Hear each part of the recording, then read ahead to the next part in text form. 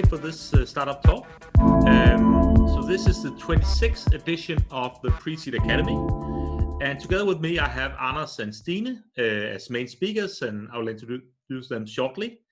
And the topic of today is about privacy and compliance seen from a startup perspective. And I'm very happy that we have so many of you who signed up for such an area that can seem niche and some would say boring. But as an investor and founder myself, I actually think it's extremely important that we are having privacy and compliance in mind when we are doing startups. So, for those of you who haven't attended a Pre-Seed Academy event before, here is the 10-second version, and that is that Pre-Seed Ventures, which is a Danish early-stage venture fund who have just announced their new fund, have started this series of talks together with me, and my name is Nikolai. You can say my main gig is that I'm a founder and business angel myself, but I also have a strong passion for education within entrepreneurship, since I'm also a teacher of Copenhagen Business School. And together with Pre-Seed Ventures, we made this academy where the main goal is to educate founders, especially new founders, on important matters in regards to starting a new business. And as I said in the beginning, this is our 26th edition, and you can find all, if not all, I guess most of our previous talks at the preseedacademy.dk, where we basically cover topics from validating your idea to B2B sales to a lot of different areas. And we approximately have a talk once a month. So what are we talking about today? That's about privacy and compliance from a startup perspective. So when I think about compliance, we think about living up to regulation, rules, policies, laws. And again, this is what can sound extremely boring. And hopefully over the next 1 hour, you'll understand how it can be less boring and also why it's important for you as a startup. And there's a big difference between think about compliance if you work at IBM and if you work with a 5-person startup. And that's why the perspective we have today is not, the grand solution for everything if you're a big company, but what should you actually do for you in a startup? What is important for you to think about right now? And that's the topic. And for that, I will do a very brief introduction. Here are the first 10 minutes of the talk, seen again from business angle and founder perspective. And then we're so lucky to have Anders from Pre-Seed Ventures, who will talk about why this is important for them, what they look for when they're doing the due diligence, again, from an early stage investor perspective. And please have in mind that Pre-Seed Ventures are, in fact, investing in startups like yours. They're not doing $100 million Series D. They're actually taking very early bets on startup founders. And that's why it's also interesting to hear from Anders what they're in fact looking for, what must be in place when they are looking at startups to invest. And our second main speaker is Stine. And Stine is, I think she's a lawyer by training, and she's now running a company that is in fact trying to help you doing that. So Stine will dig into this more specific aspects, and we have asked her to talk a little bit about the most common mistakes and how to avoid them. So hopefully very hands-on guidance from Stine. And finally, the three of us, the last 15 minutes will be a Q&A, where feel free to ask whatever you want in regard to the subject, and we hope to answer most of these questions. An important part of that is the Q&A button. So whenever you have a question during my talk or any of the other talks or during the Q&A itself, just go to the button on the screen and enter your question there. And I will moderate the Q&A the last 15 minutes. And of course, I will start from the most upvoted questions. So feel free to put in the questions you might have yourself, or also just upvote other attendance questions. So with these few words, I will try to give the less than 5-minute introduction to compliance and see how that goes. And as I said, we talk about compliance, and that can seem extremely theoretical. Why should I care about this as a startup founder who had just started my company? I might be pre-revenue, and we basically 3 people living from pizza in a basement. But that suddenly becomes extremely important for you. And of course, I could take the example of GDPR for for the EU privacy laws, but that's only one element. So of course, if you're doing B2C consumer marketing, I'm sure you have heard about that. But there's also a lot of laws and regulations that are very important for you, even when you are a small startup. So remember, it's important for you even now. But how is that perspective different when you are a startup? And I like this quote about that startups, what we're doing is we break the rule and not the law. Because if we're going to be successful, we need to do things differently, because that's the only way we can compete against the big beast. And that's often a borderline where we say, is this really okay? Yes, we think so. But we'll not ask a lawyer, we'll just do it anyways. And that's how startups operate, and that's fine. And that goes very much in hand with that we are cheap, right? So every time, I can give you a real example. 5 days ago, I had a call with an entrepreneur who was closing an investment round, and he asked me quite basic questions. And during that, I asked him, so let's just call him Peter. Peter, have you talked with this about this subject with a lawyer? No, we haven't, right? And it's so startup typical that we're just saving money. Why should I spend 10,000 kroner on a lawyer? Is this really important?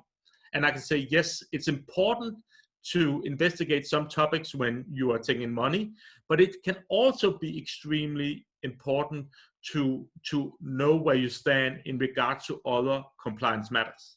And to make it even more specific, let's assume you are a B2B company, right? So you're selling your software, your hardware, whatever to other businesses.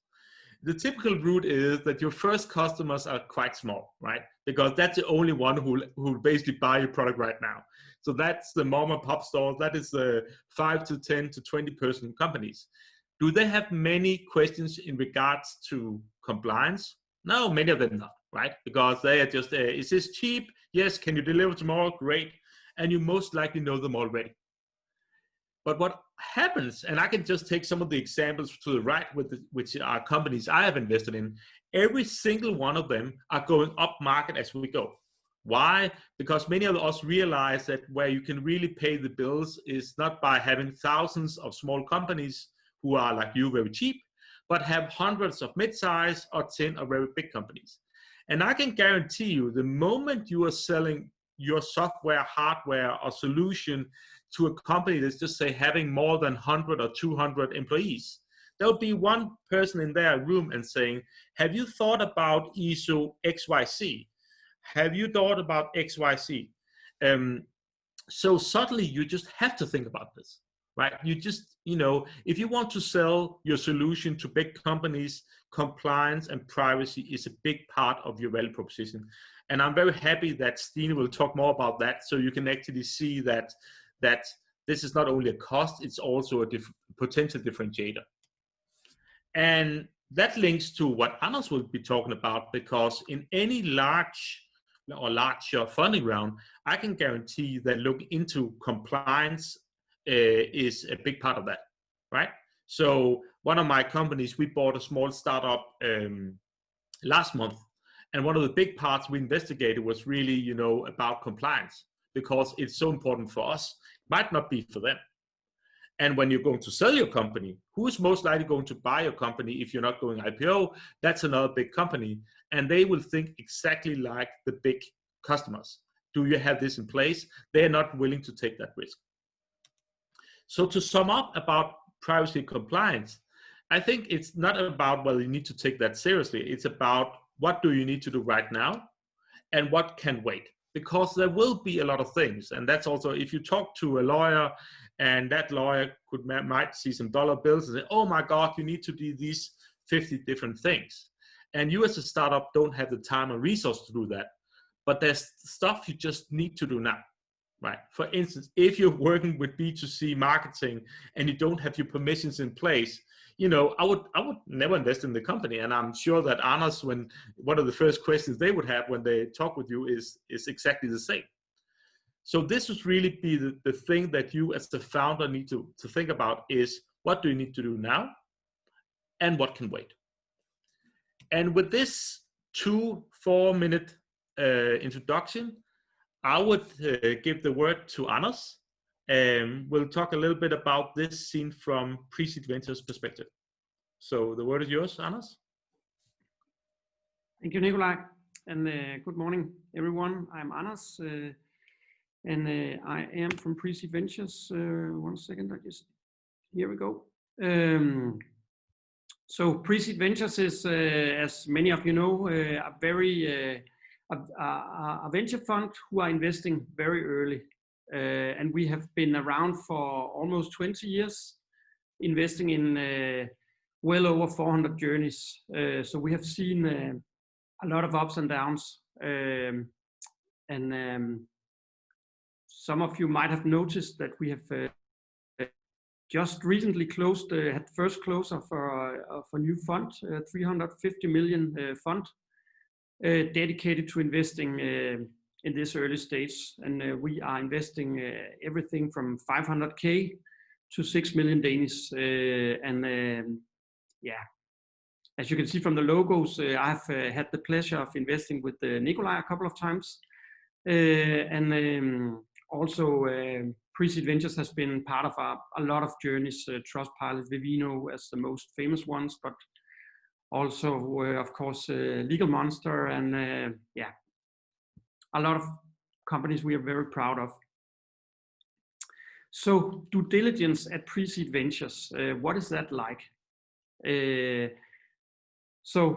When we decide to invest in our company, we have been through a process, dating the company, and fallen in love, seen all the glossy things, and have actually managed to find a reason to invest. But then it's time to take the red pill. So some of you might have seen Matrix. And it's time to go beneath the glossy slides and do a check of what's actually below. And we do that with various due diligence things. So we do a people due diligence where we test the founder team on numerical and verbal testing, but also trying to see if there's any gaps in the team that we need to take care of or be aware of. We do a tech due diligence where it's not so much a code review, but more a discussion of technology choices and development processes. And this is also here where we are talking about security. So how is what's your cybersecurity take on your company? Are you protected, or what is supposed to be protected? We do a commercial due diligence where we do reference calls. So we talk with the clients and trying to understand the value prop and how well it's resonating with the companies. And then we do a legal due diligence where we go through registrations. We check the contracts, warrant agreements. We're trying to understand if there's a freedom to operate and if the company are controlling their own IP. And then we do a more like I call it compliance, but it's more like going into the GDPR regulation, checking if there's a data control and process agreements, and trying to understand the descriptions of the processes and how the company is handling private information. So why should you take this serious as a small company, maybe a 3-person pizza eating startup with your friends? So I think you should take it serious because the society is taking it serious. So since the GDPR was implemented, we have seen 410 fines last time I checked. Of course, with the largest fine going to Google in France, 50 million euros for just for lack of transparency of the way they were harvesting data. and the way they were using it for ad targeting. And Google actually appealed it and also just lost that one. So it seems like the winds are blowing in not the best directions for Google's way of operating. In Denmark, we haven't seen that big fine so far, but we are still taking it quite seriously. We have seen the largest fines going to ID design and taxi 4 times 35. It's been fines on 1.5 and 1.2 million, which is significant for companies in that size. It's been because the processes was so bad. Actually, they didn't delete old data.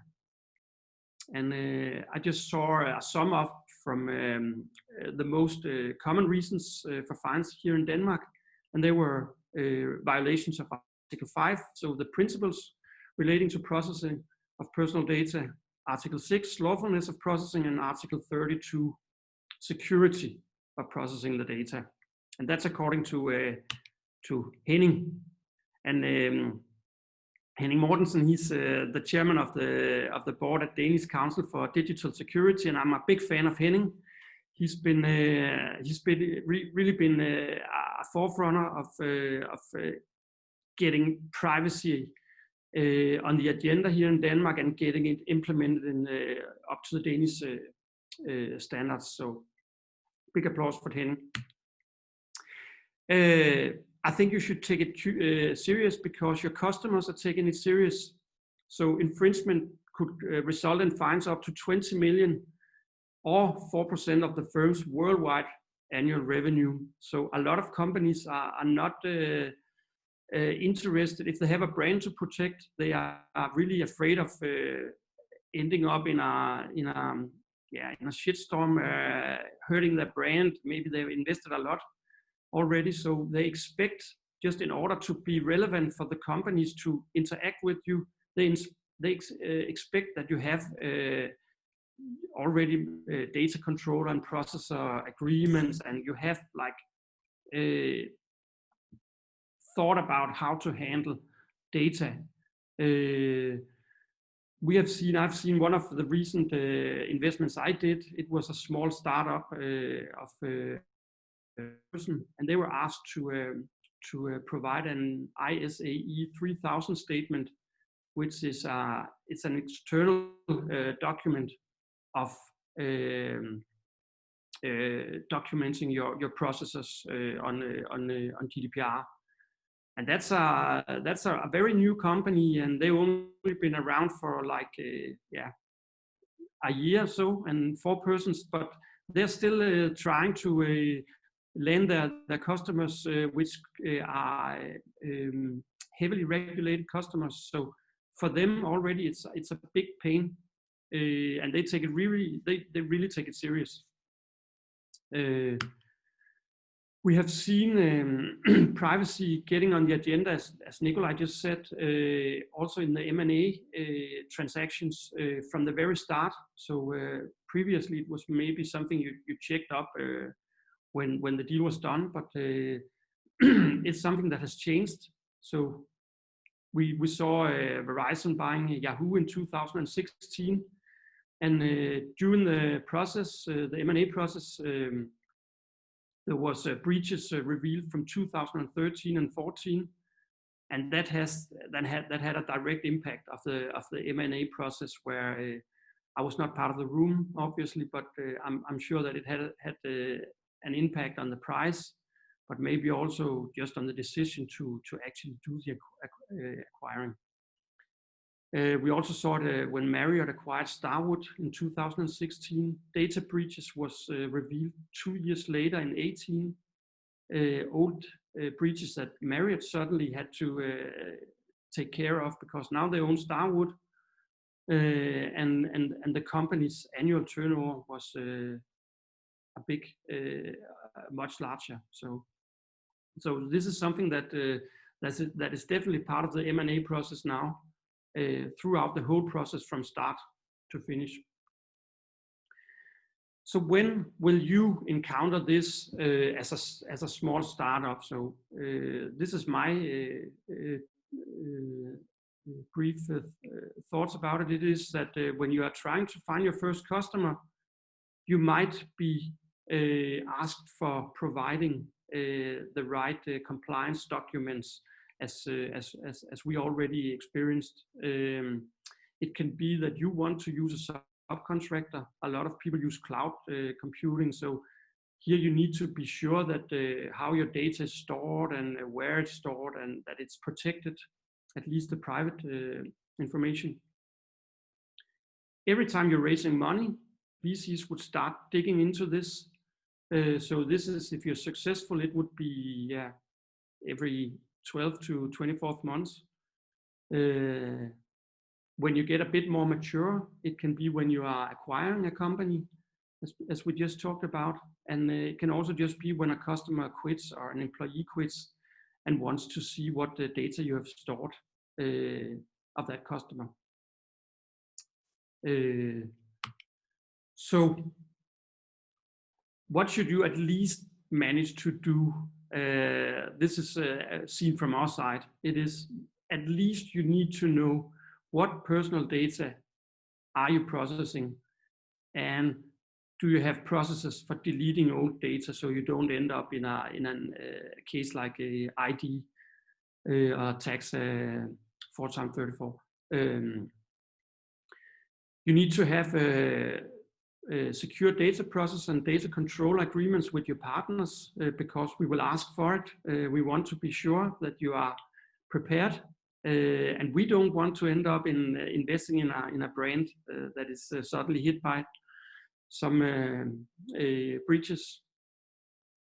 Make sure you have valid consents to communicate with your customers. Stine will talk a lot more about that in a few minutes. We have seen companies who were deeply involved in M&A processes. So pre-seed companies who have been involved in M&A processes are raising money, and the deal suddenly fell just because of consents was not correct. So that can also be, we have seen it with I saw it with scooter companies joining, where they wanted to join the two customer bases, but suddenly they were not. They had a lot of other personal data, so that could be information about GDPR, information about individuals, or a lot of things that were maybe not part of the consent. And then you have to make sure your data is secure and be aware of social hacking. So that is something internal where you have to take the right steps in order to prevent cyber attacks. And cyber attacks these days there's a lot of social hacking involved. So it is that some of your employees maybe do something stupid or getting tricked into do something stupid. So you have to educate your employees inside the company. So that's some of the things that we are looking at when we are going through our company here at Pre-Seed Ventures. So, and with that said, towards a bigger future. Thanks. Thank you, Anders. And with these words, we'd like to give the word to Stine. Yeah. Yep. So I guess, yeah, exactly. Perfect. Give me a second. So hopefully you can all see my screen now. So let me know if everything is going okay. But just to start off, why I'm talking is because I actually for 6 years sat at a big law firm and did due diligence on companies like you guys. So I was the mean lawyer coming in and going through what Anders just said and finding out all the errors, which is what I was hired to do. And it might sound really non-pleasant, but when a VC fund is engaging an attorney, as an attorney, you need to prove your value. So you're looking for all the issues, all the problems. And there are areas where you just know the likelihood of you being able to find something that isn't working, well, that is related to data, related to consents, and related to the basics of compliance that a startup should be focusing on, but probably isn't. So what I'll do today is give you guys some ideas of what to get right in the beginning so that you hopefully will pass with flying colors. So when I was at the law firm, I had clients like Google, Netflix, and HBO. So my focus is very much about privacy, marketing, e-commerce, and being in that realm. After that, I actually went to Trustpilot for 6 years, where I helped the company from being a startup to a scale up. And when I left, I started, we were maybe 70. When I left, we were 800. And the reason why I left is because I founded Legal Monster together with a few other colleagues, where we'll help companies that aren't as big as the enterprises or the mid-size, but need to be compliant anyway and need to do it in a way where it doesn't hurt their business, but they focus on really matters in a way where it's really hopefully easy for everybody to get a head start. So what we'll talk a little bit about today is getting it right from the start, and I'll give you some ideas of what you can do, hopefully very hands-on. Please ask questions. I'll be happy to answer any of them, and get you guys off to a great start so you can earn a lot of money and hopefully also get high valuations. So what are we going to talk about today? Well, we're going to talk a little bit about what's the biggest mistakes that I saw looking at companies. And also, I've been sitting at the other end. I've been part of a company and I've gone through 5 different due diligence processes. So I also know what the attorneys are looking for and what the VCs are looking for when they're coming in and looking at your company. Then we're going to be talking a little bit about the first steps, what to focus on, because as Nikolai said, there's so many things. And figuring out the ups and the downs and what's really important and prioritizing isn't easy. So I'll hopefully help you guys to at least get some good steps going, and where you'll then actually do it right from the beginning, which is much easier than trying to fix it later on. Then we're going to talk a little bit about leveraging the value, because actually being compliant isn't just about sleeping well at night, and it's not just about getting your house in order. It is actually also the perfect stepping stone for you guys to go out and get the big customers, pitch against the good guys and the big guys, and close your deals faster. This is all required when you want to have bigger customers, as Nikolai talked about. So I'll talk a little bit about how you can leverage that. So jumping in, most startups don't think about compliance. You all think about having like VAT and tax and all that under control, but compliance has a tendency to just fall under like the pile of all the other stuff you need to focus on.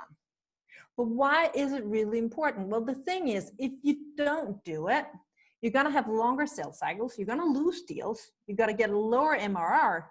You're going to be going through due diligence processes, and it's going to be painful.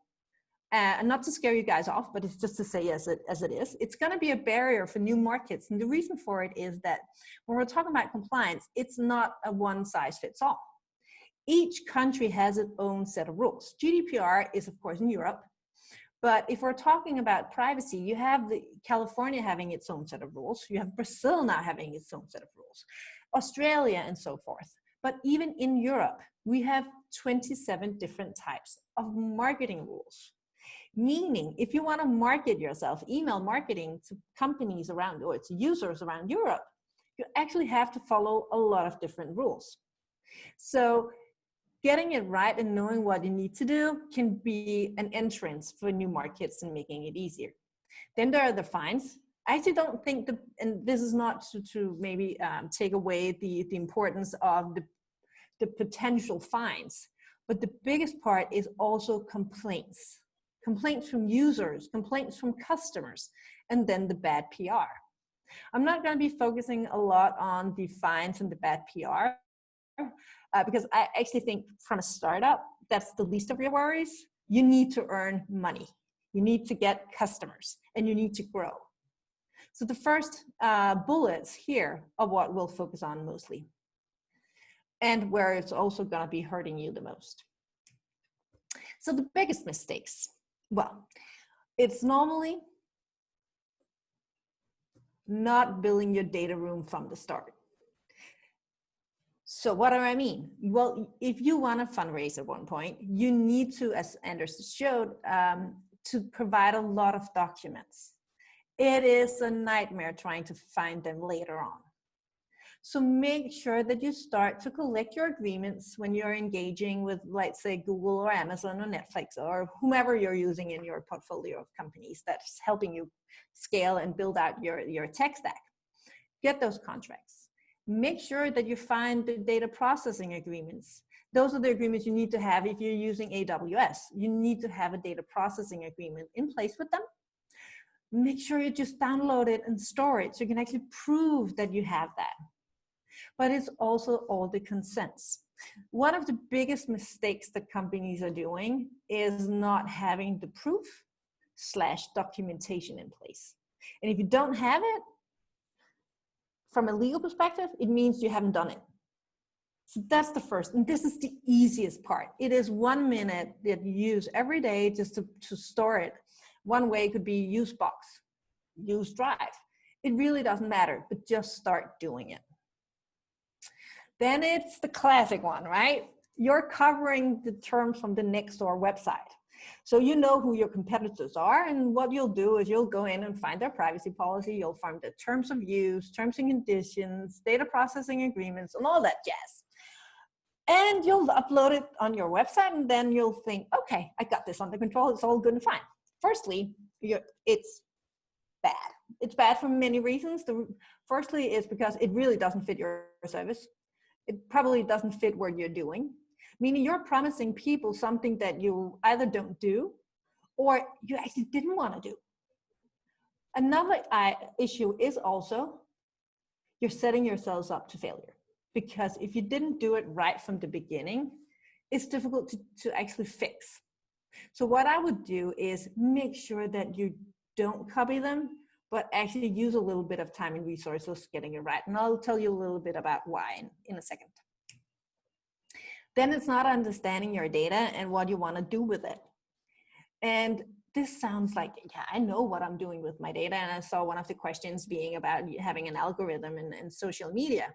Well, the thing is, take the helicopter ride over your data and your structure and think a little bit about what am I doing today, but also think a bit about what do you want to do?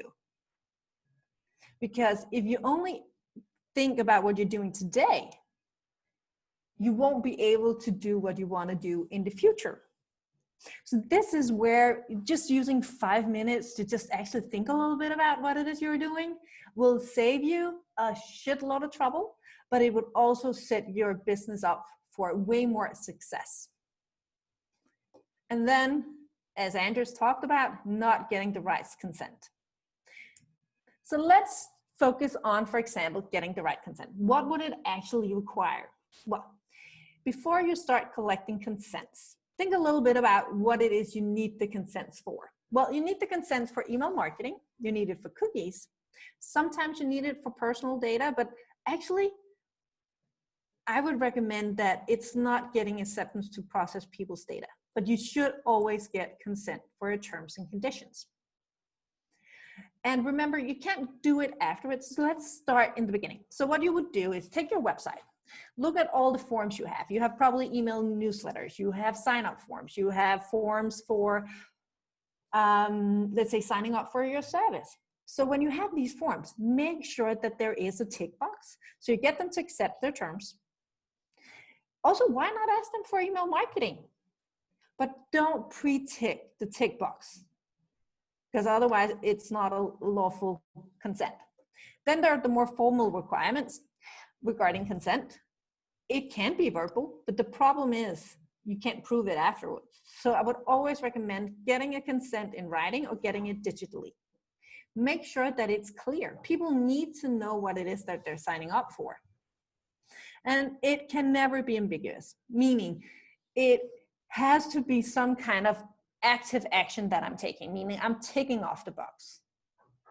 Okay, so if we just sum up, get your consents in order. It's the cookies on your website, it's email marketing, it's your terms and conditions, and then think a little bit about what we're doing with your data, but we'll come back to that one. So if we start with the privacy policy, this is what I mean. Privacy policies do not need consent boxes as a main rule. what you need to do is actually tell people how you're processing the data. This is the document that you shouldn't be copying from the Nextdoor website. Because if you do, right now you can only do what they're doing. You won't be able to do what you want to be doing with the data. So what you should be doing is thinking a little bit about what data do I capture from my customers or my users of the website, and what do I want to use it for? If you haven't really outlined that, it's going to be tricky. But it's actually not that difficult. It's back to just taking a look at what do you get from a website. You would get IP addresses, you would get sign-up information, you would know when they signed up, what type of things that they're buying. You would also get complaints. It would be users, it could be support inquiries. So all that you would list in your privacy policy. And then in your sign-up form, you would just tell people, this is how I'm processing your data. And by doing this, you now have given them the information they need, and now you're one step closer to being compliant with GDPR. GDPR is way more, but this is one way and a good way to start. Then we have the email marketing. Here, there are 3 cornerstones for creating an email marketing consent, and I'll give you an example. And these are the 3 things that you should take away and note and review when you're looking at your website and your email marketing consents. So when you're drafting your consent for email marketing, there needs to be your company name. So company A would need to be listed because we need to know who's sending it. You need to tell them what channel you'll be using. So you'll probably send it out via email. And then you need to tell people what you're gonna email them about. These 3 things need to be there in order for the consent to be valid. If you haven't listed it, and if you're just saying, I would like to receive email marketing from company A, that's actually not a lawful consent because you haven't told what you're going to email them about. And the whole thing would fall apart. So you might have collected all these great consents, but you can't use them for anything. And by the way, you can't ask people afterwards about getting the consent in order. So you can't send them an email afterwards and say, hey, by the way, we forgot to ask you, we would like to email you about like our great shoes and the jeans. You can't do that because the consent is illegal. And then, by the way, and I won't dig into too much of it, there are different rules in each European country. It would be way too easy if everything was the same, right? In the UK, B2B marketing is permissible without consent. In Denmark, you need consent. And in Germany, you need to get the consent and you need to send them an email afterwards asking them to reconfirm. So this is just a good little reminder that if you're doing email marketing across Europe, just be mindful that there are some difference in the rules. Your cookie consent. That's the most easy thing for everybody to see when they visit your website. And it's also the easiest to see if you're non-compliant. So get that one in order. It's super easy. There's many services out there. What you need to do is make sure that people accept your use of cookies when it's non-necessary cookies. And then you might say, what the hell is non-necessary cookies? Well, non-necessary cookies are cookies used for marketing, for analytical, for preferences and functionality, but it is not for running your website. So the core basic fundamentals you would need for your website to work, you don't need to capture consent for those. But those are only kind of like for placing things in your shopping basket. It is logins and security, and then it would be actually to remember whether or not you gave consent to cookies. So you can use non-necessary cookies and they can be used as soon as the user lands on your website, but for non-necessary cookies, they need to be blocked up until you get consent from your users. So make sure that you get this one in order. It's super easy and it's the first thing people see. Remember to document your consents. The reason for it is, according to the GDPR, if you can't prove it, you don't have any consents. So this is just a kind of like a reminder. Make sure that when you get a consumer to give you consent, you actually capture that information so you can be able to prove it if people complain, or if you were to meet Anders in connection with the due diligence. Just a little bit of a hint. You need to also remember that people need to be able to withdraw their consent. So make sure that there is an unsubscribe in your emails. make sure that it's easy to unsubscribe.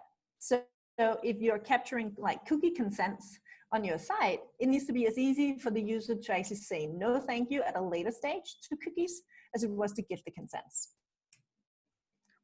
And then just to close off, this beast called GDPR. It is so many things, and it's super difficult to actually get a grasp of what is the primary, what's most important.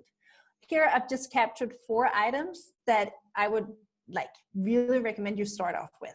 It is understanding what data you collect and what you use it for. And make a little diagram. Like you have my little character here, right? He's kind of like showing, I'm using these 4 systems. Do a similar kind of diagram and then outline what data would go to Sabia, what data would go to HubSpot, what data would go to Segment. And how would that, in that your little ecosystem within your company, how would data flow? Then you've started, this is very simple, right? But it's a good way to start. Then it's figuring out who are you using in your tech stack that would get access to personal data about your customers, about your employees, about your subscribers, about your website visitors. And make sure that you have data processing agreements in place with all of these. Also figure out if they're located in the US, because if they are, you would need to do more than just this, what's listed here. Here you would also need to have a legal foundation for transferring data to the US. We won't go into it, it's a bit more tricky, but it can be easily explained. So if it's something you guys are interested in, I'll be happy to give you more info. And then get your privacy policy in order. That's what we covered just before, right? So to sum up, now we've done all of these things. And hopefully you would see, okay, now I can sleep a little better at night, but you can actually do way more. And there's a reason why you need to do way more. Because what you'll be able to see is you would get higher valuations. And I'm really not kidding. You would get higher valuations because if you got your stuff in order, it's a sign that your company is actually more mature and it's a better and safer bet. And you would be able to focus on really scaling your business. You would get shorter sales cycles. And what we've been helping companies with getting this in order has actually a proven track record that you shorten sales cycle dramatically. The reason is if you want to go up market, the big companies are going to be asking for your data processing agreements. They are going to be asking you to tell them how you're ensuring compliance and why they should trust you guys. And all of a sudden you will be able to compete with the bigger guys. So there is a lot of gain that is way more than just getting your house in order and doing the spring cleaning. It's actually also, especially if you're from Europe, a big competitive advantage to actually pitch against the US companies because they don't have this under control. And if you're selling to bigger companies, they aren't allowed to actually buy from you if you don't have it under control, meaning you can actually now use it as a differentiator. Cool. This was a really like fast run through of some of the things. I hope they made sense. Nikolai, maybe over to you now. Thanks. It for sure makes sense, Tine. Maybe if you can unshare your screen. Yes. And then we have a quite tight schedule because we have some who have to leave at 10 o'clock. So now we have a 50-minute Q&A. So just go to the Q&A, and if there's something you want to ask it there, or otherwise we basically start from the top. So I guess it's a mix of very technical questions and some more broader ones. I think the first one is for sure for you, Stine, and that's about data processing agreements with, if you're B2B, I think you can read it yourself. But I think the essence is, do we need one with your customer and also your customers' employees, your customers, etc.? Maybe you can give the layman explanation to that. Mm-hmm. So if you're B2B, you're probably helping, and you're the data processor. You're helping, I'm just giving you examples, right? You are doing HR software and you've now engaged with Siemens because they want to buy your HR software. What you would need to do is have a data processing agreement in place with Siemens, outlining how you would handle their data on their behalf, because the data is theirs. You're just helping them get a cooler sense of like all the great employees they have. But you wouldn't need to have data processing agreements with all Siemens employees, because the contract that you're going with and the contract you're entering into is with Siemens. Siemens then will have like a lot of like different documents for their employees, and they would need to tell their employees that they're using your company to help with the HR software. But the agreement you would have is only with Siemens, outlining how you're processing and helping them to be compliant with GDPR. Makes sense. I think the next one is also for you, Stine, before we move over to Anders. So here's a question from Per regarding, is it sufficient to anonymize the data instead of deleting that? So you can say, in a case where you want the data used for something else, but I don't have any personal identifiable information, is it okay just to anonymize the data? Yeah. So as Nikolai just said, when according to the GDPR, when you are no longer allowed to have the data, the main rule is you need to delete it. But you can also do anonymization. But when we're doing anonymization, it needs to be 100% anonymous. So let's say that you've scrambled some of the data, and then you've thrown away the key. Well, you haven't really thrown it away, but you've placed it in another system. So in system one, you wouldn't be able to see who the people are that you have data about. But if you took the key over for system two and you were to combine those two, all of a sudden you could see who they were. Well, then it's not anonymous. What you would need to do is take the key, put it in the shredder, start the button, and make sure that the garbage was actually taken by the garbage man in the morning. Then it's anonymous. So a lot of people think that you can do pseudo anonymization and then it's all good and fine. Well, no, you have to throw away the key. Makes sense. So Anders, I think here's a question for you. I would like to also give my input afterwards, but that's basically about why should we care? There's been 6 fines in Denmark over 2 years. Should we just do rock and roll and forget about it? You know, what is the chance? There's a higher chance to be struck by lightning than to get a GDPR fine. You know, what would you say? You could do that. As an investor, we try to minimize risk, as Stine just said. So that's basically what's it all about. It is to remove risk from the startup. Initially, it can be technical risks, so can you build it at all? But it can also be compliance later on. Are you at all able to sell into the customers you want to? And there was also in the chat, there was a question from Bo about it. To us, it's quite important, especially if you go to market is within larger companies, just mid-sized companies. Actually, they want to see processes. So you should care because you want to sell your service. If you are a B2B company, for example. And another thing is also that we are looking into outliers. So the companies we are investing in is not it's the one that we hope will explode and turn into a rocket ship. Not explode, but just take the rocket ship journey. So you would end up in situations, and that's within months, where it is necessary to take care of your data, not only in Denmark, but all over the world. I would also like to give my perspective. So you can say that I'm investing in sort of the same types as Anders. And when we look at something that we know that this is something where we're taking big bets, because we know that this is going to be hopefully either big companies on their own or be acquired by big companies. And in both cases, we really want to make sure that whatever who's going to fund it after us are willing to take that. So we not only look at our own risk, we also say, okay, this company which I'm putting in 500,000 kroner now, their next round is 20 million kroner, and that's a big UK fund. What would they look for, right? So we're trying to look ahead. And I think that's more or less a funding perspective. And I think also the other sales perspective is very real about that. Doing this, especially now, I think the disclaimer here, I'm mainly focusing on software. So now I assume that you're a software company. And if you sell software, and your companies are, as I said, typically getting bigger and bigger, what could be one of the reasons for them to say no? And that is about risk, right? Big companies are risk averse. They hate dealing with small companies. They see risk all the time. They come an IT security officer or a CISO or whatever they call and say no to them. So it's really, really hard to sell to mid-sized and large companies if you don't have this in place. So again, we talk about not whether you should do it, but when.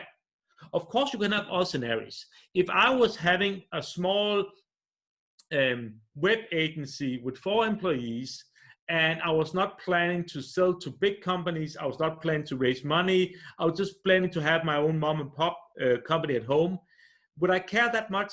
No, not really. So I think you also need to think about what type of company are you? Are you a type of company that's going to raise significant amounts of money from big investors? Yes or no? If you're saying yes, then you need to have this in place because it's part of due diligence. Are you a company that's going to sell to mid-sized or large companies? Yes or no? If you're only going to sell to SMEs, well, most likely will not be a big issue for you. But if you're selling to other companies, it will. I think that's my perspective. And that's why, honestly, for me, the fines is, I think that's the smallest issue with this, because, you know, that's not really what I'm afraid of.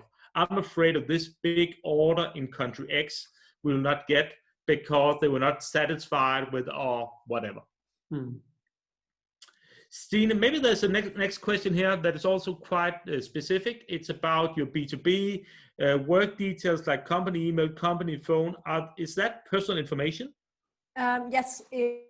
If the phone number, like let's say the email is for let's say abk.companyaa.com, it would be a person. If it's going to info@companyaa.com, it wouldn't be personal. But as soon as it's towards a user, even though it is in a business, it is actually personal data, and you would need to comply with your GDPR. Makes sense. The next question here is about, I think, more broad about what kind of tools, maybe Stine knows one tool that can help you, but maybe she can also talk more broadly, and Anders can. So if you're a small startup and you want to look into this, you know, what could be a starting point? I guess when we have a problem that is big, other companies are facing it too. There must be services, resources out there where I can start learning more about this and solve that. Stine, maybe start with you.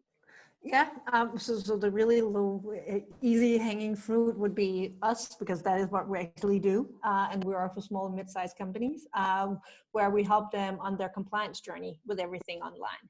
But there are also other tools out there where you could, for example, get a cookie solution, and then another place where you could get assistance for your consents or your GDPR.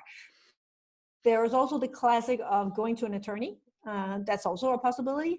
The only thing I would say in that regard is it's really quite expensive, and you would end up getting some advice that would be useful, but you still need to solve it technically. So I think I would lean as a startup more towards finding a solution that could help you both from a technical perspective and with legal as well.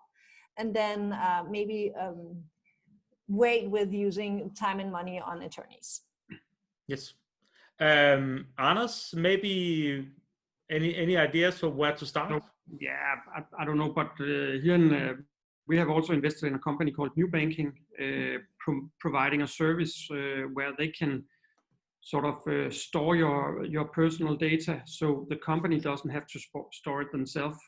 So that's a way to do it. And that can be a huge pain in for all companies who has KYC, so know your customer issues. So I would definitely go and check New Banking there. We have invested in a company called, sorry, I just slipped my mind.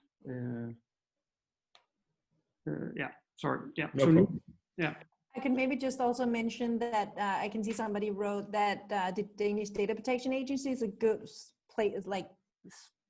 place to look for guidance. I actually think the ICO, the UK Data Protection Authority, has some really, really good guidance. And I would actually start there, because it's super hands-on. It's really written in a way that you understand it. And the domain, could you just repeat what it's called?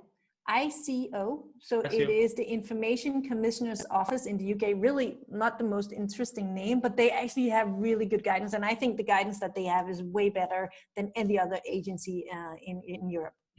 Cool. We also, we also invested in a company called ClearDocs. I would promote here because are they working with anonymization of data? So if you, for example, want to build a knowledge bank inside your company, you might be you might have to anonymize a lot of things. That could be lawyers who wants to build knowledge bases, or it can be biotech companies who are doing research.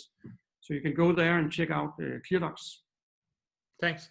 There was a question here in the chat, and we actually take that because it's so relevant, despite it's not in the Q&A. And that's about if you should see a slide deck about compliance in early stage startup.